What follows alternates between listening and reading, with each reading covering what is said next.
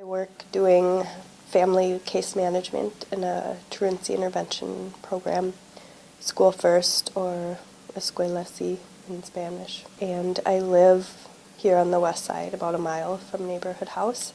Poverty is a huge issue, yes.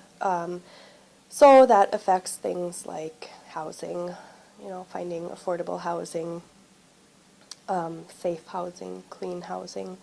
Housing is huge right now, and it's hard to solve because if you don't have the money for it, you don't have the money for it, and short of giving someone the money for it, there's not an easy solution. And the waiting list for Section 8 or public housing is long, and people wait years. And actually, I think both lists are closed now. So then you find families doubling up, in one house, or people, 8 people in a one-bedroom, things like that, because it's not affordable otherwise. Medical issues sometimes, especially for undocumented immigrants, it's really hard to get medical insurance.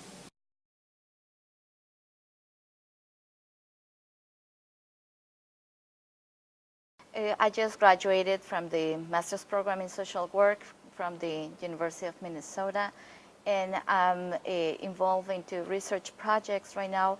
My focus is on doing research and the topic of spirituality, alternative medicine, healthcare, and cultural competence. Those are my main research topics. The other project is with people from Neighborhood House, where I did my internship, and we are developing an assessment tool. It's an inventory to work with multicultural communities to help them be prepared so they can offer the services immigrants need to integrate into the community. We haven't found anything even similar to it, and there's a lot of research, and you see people doing direct practice with immigrants, but there's no assessment tool. There's nothing that they can use from researchers. So that's the thing I like to do, to bring this research into practice and convert this knowledge into something that people can use, and not just to know about it, but they can actually use. Right now, this big issue about undocumented workers, and it's really having a big impact on families. Most of these children were born here, they're American citizens, but their parents are undocumented, so the parents are being deported to Mexico. Many children are staying here, and they don't have other family members that can take care of them, and that's really the big issue now.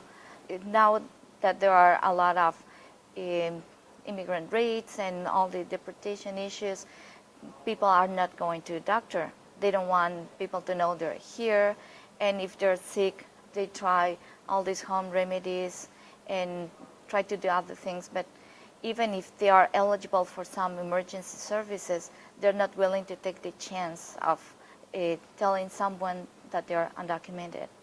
So they might be at a great risk of dying or getting more serious illnesses because of this political issue.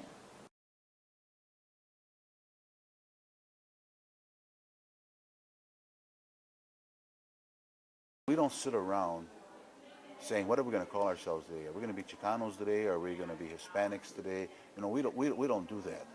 The system is the one that has always laid the stuff on us. I call myself a Chicano because I was able to call myself a Chicano. We gave us that title back in the 60s. And so now the system calls everybody, now they call everybody Hispanic. And I'm here to tell you that folks that are working with the community, you're working with Puerto Ricans, you're working with Cubans, and they'll be gracious. They'll be gracious if you call them Hispanics. But deep down, they'll be telling you, hey, I'm not. They'll be telling, not outwardly, but inward, they're saying, I'm Puerto Rican. So I think sometimes it doesn't. You don't cause any harm to ask folks, what's your ethnicity? Are you Puerto Rican? Are you Cuban? What are you?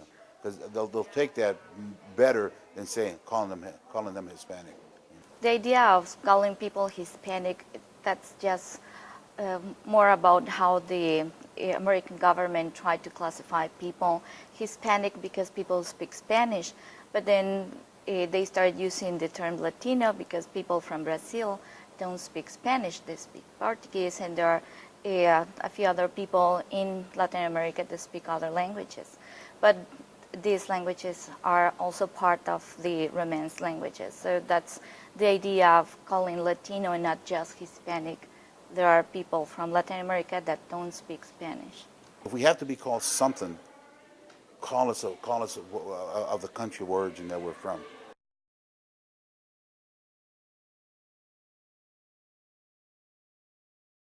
Staff retreat, and part of that in-service was around cultural competency, and they actually did a long stint of it about white privilege, which is very interesting. Oh, racism, stereotypes, it's kind of like Neighborhood House made the leap to white privilege, which I being a social work student myself, that was very cool. I'm like, ooh, white privilege, somebody's talking about it, not just in the books, in the classroom. So I thought that was kind of cool.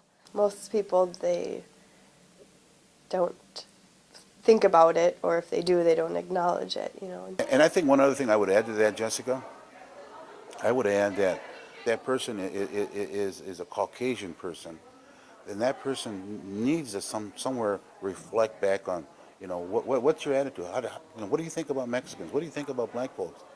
How was it for you growing up? Did you grow up in a multicultural community? What kind of attitudes, what kind of blah, blah, blah do you have toward those kinds of folks? Because if you didn't grow up with us, I'm certainly you have an attitude, or you learned about it somewhere,